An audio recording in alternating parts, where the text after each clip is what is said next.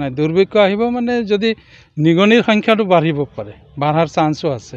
আৰু নিগনি বাঢ়িলে পথাৰতো শস্য নষ্ট কৰিব, মানুহৰ ঘৰে দুৱাৰেও যাব। কেতিয়াবা এনেকুৱা হয় যে নিগনিৰ সংখ্যা বাঢ়িলে প্লেগ বা অন্য ধৰণৰ মহামাৰীৰ এটা আশংকা থাকে।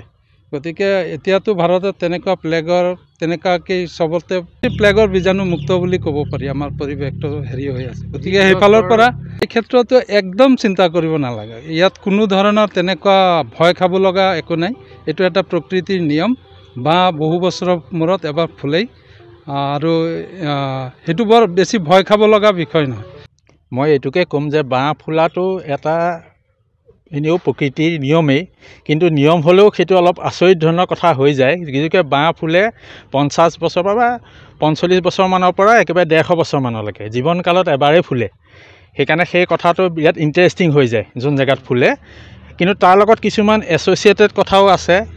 এছ'চিয়েটেড কথাখিনি হ'ল যে বাঁহ ফুলিলে বহুতেই এনেই বিশ্বাস আছে, লোকৰ বিশ্বাস যে অমংগল আহে, দুৰ্ভিক্ষ আহে।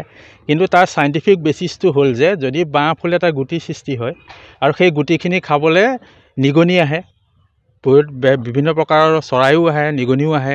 আৰু নিগনি আহিলে তাৰ আহাৰ পাই পেলাই তাৰ যোনটো মাল্টিপ্লিকেশ্যন, তাৰ প্ৰজনন ক্ষমতা বহুত বাঢ়ি গুচি যায়।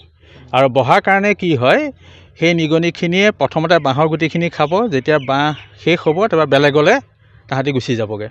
গুচি যোৱাৰ ফলত ধৰক ধানৰ ভঁৰালৰ ধান খাব। সেইকাৰণে কয় যে দুৰ্ভিক্ষ আহিব পৰা কিবা তাৰ পচিবিলিটি থাকে।